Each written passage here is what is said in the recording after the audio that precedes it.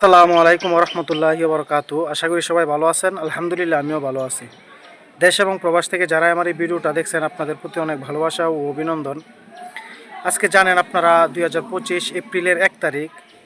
আর বিগত সময়ে আপনারা জানেন যে মালয়েশিয়ার যে প্লান্টেশন সেক্টর চালু হয়েছিল সেটাতে আপনার একটা সময়সীমা নির্ধারণ ছিল 31শে জানুয়ারির ভিতরে যে সকল কর্মী যে যারা যারা মেডিকেল করছে সবাইকে 31শে জানুয়ারির ভিতরে প্রবেশ করার জন্য এখানে একটা ঘোষণা দেওয়া হয়েছিল। 31শে জানুয়ারি পর্যন্ত লোক ঢুকতে পারবে, 31শে জানুয়ারি পর আর ঢুকতে পারবে না। কিন্তু ওই সময় পরিপূর্ণ যতগুলো লোক মেডিকেল করছে তারা যাইতে পারে নাই, যার কারণে এখানে আবার মালয়েশিয়া নিযুক্ত বাংলাদেশ হাইকমিশন থেকে একটা ঘোষণা দিছিল, মন্ত্রণালয় থেকে একটা নোটিশ দিছিল যে এটা আবার সময় বাড়ানো হয়েছে 2 মাস, মার্চের 31 তারিখ পর্যন্ত। কিন্তু দেখেন এখনও কিন্তু মার্চের 31 তারিখ শেষ হয়ে গেছে, এখন পর্যন্ত অনেক হাজার হাজার লোক মেডিকেল করছে, অনেক এজেন্সি মেডিকেল করায় রাখছে, কিন্তু এখন পর্যন্ত আপনাদেরকে কোনো ব্যবস্থা, কোনো কলিং, কোনো কিছুই আপনাদের হইল না। কিন্তু এজেন্সি আপনাদেরকে এই কথাগুলো এর আগেও আলোচনা করছি, কিন্তু এখন অনেক বলতেছে যে ভাই সময় তো শেষ, যে প্লান্টেশনের সময় তো শেষ, এখন আমাদের কি করার। দেখেন এখন কথা হলো, যদি আপনারা আপনাদের এজেন্সির সাথে লেনদেন করে থাকেন, এখন এজেন্সি আপনাদেরকে অনেক ধরনের কথা বলতেছে যে সময় শেষ হয়ে গেছে, এটা কোনো ব্যাপার না, তোমাদের নামে ইন্স্যুরেন্স হয়েছে। আর বিগত সময় আমি ইন্স্যুরেন্সের বিষয়টা নিয়ে আলোচনা করেছিলাম যে আপনারা জানেন ইন্স্যুরেন্স করতে মালয়েশিয়ার 400-500 রিঙ্গিত লাগে, কিন্তু ইন্স্যুরেন্স হইলেই যে আপনি যাইতে পারবেন এটার কোনো গ্যারান্টি নাই যে আপনার নামে একটা ইন্স্যুরেন্স হয়েছে। এখন যে সরকার থেকে যে ঘোষণা আসছে, এটা আপনার যে এই ঘোষণার ভিতরে তো আপনার প্রবেশ করতে হবে। এখন যেহেতু আপনাকে একটা সময় নির্ধারণ দিয়েছে, এই সময়ের ভিতরে যদি আপনি না ঢুকতে পারেন, এখন আপনার ইন্স্যুরেন্স দিয়ে তো আপনার কোনো ফায়দা হবে না। এখন বিগত সময়ে যে কথাগুলো বলছিলাম সেই কথাগুলাই আবার বলতেছি, যে অনেক এখন প্রশ্ন করতেছেন যে ভাই সময় তো শেষ, এখন কি করার।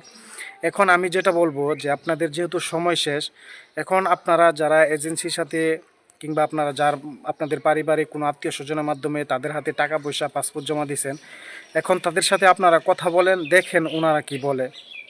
যদি ওনারা বলে যে না, আপনাদেরকে তো অবশ্যই ওনারা বলবে যে না, সময় কোনো ব্যাপার না, যেহেতু আপনাদের যে ইন্স্যুরেন্স আছে ইন্স্যুরেন্স হইলে যাইতে পারবেন। তবে আমি যতটুকু বুঝি, এখন আপনারা যার মাধ্যমে জমা দিয়েছেন তাদের কাছ থেকে যদি আপনারা টাকা পয়সা কিংবা পাসপোর্ট ফেরত নিতে চান, তাহলে এখন ওনাদের বাবা আপনাদের টাকা পয়সা পাসপোর্ট ফেরত নিতে হবে। কিন্তু এখন এজেন্সি এবং যার মাধ্যমে আপনারা পাসপোর্ট জমা দিয়েছেন তারা আপনাদের সাথে একটা প্রতারণা করবে। সেটা হলো, আপনারা জানেন যে এই মাসে এপ্রিল মাসে যে যে আসিফ নজরুল স্যারের একটা সফর আছে মালয়েশিয়াতে, সেখানে একটা নোটিশ ছিল, এই নোটিশটাও অনেকে পাইছেন যে মালয়েশিয়া সকল সেক্টরে চালু করবে, এই বিষয় নিয়ে একটা আলোচনা হবে, একটা বৈঠক হবে ওইখানে সফর করার পরে। কিন্তু অনেকে এই নোটিশটা পাওয়ার পরে বলতেছে যে না, সকল সেক্টরে চালু করে দিবে এপ্রিল মাসে। না ভাই, এটা শুধুমাত্র একটা নোটিশ, এখানে একটা পেপারের মাঝে একটা নোটিশ, যে এই বিষয় নিয়ে তারা আলোচনা করবে, একটা বৈঠক হবে, এখানে আলোচনা করবে। এখন যদি মালয়েশিয়া সরকার যে বলে যে না, তার দেশে কর্মীর চাহিদা আছে, লোকের প্রয়োজন, বিভিন্ন সেক্টরে লোকের প্রয়োজন, তাহলে অবশ্যই সকল সেক্টর চালু হবে। কিন্তু যদি না হয়, মানে যদি লোকের প্রয়োজন না হয়, তাহলে কিন্তু চালু হবে না।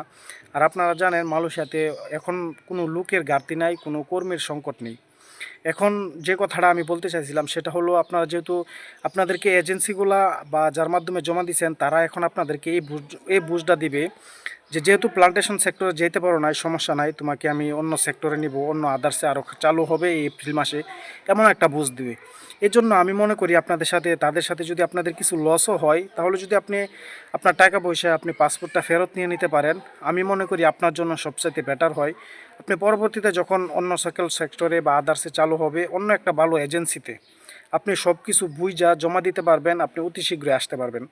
কারণ দেখেন প্লান্টেশন সেক্টর নিয়ে যারা মেডিকেল করছে অনেকেই যাইতে পারে নাই, আবার দেখেন অনেক কিন্তু আপনার প্লান্টেশন সেক্টর নিয়ে মালয়েশিয়াতে প্রবেশও করছে, আলহামদুলিল্লাহ বেতনও পাইছে, বর্তমানে রানিং কাজও করতেছে।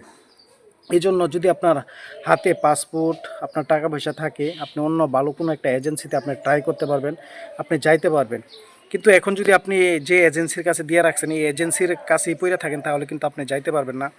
এখন সর্বকথার মোট কথা হলো, যেহেতু সময় শেষ, আপনি আপনার এজেন্সি কিংবা যার মাধ্যমে জমা দিয়েছেন তাদের সাথে কথা বলেন, বইলা দেখেন কিভাবে ওনাদের কাছ থেকে পাসপোর্ট, টাকা পয়সা আপনি নিয়ে নিতে পারেন।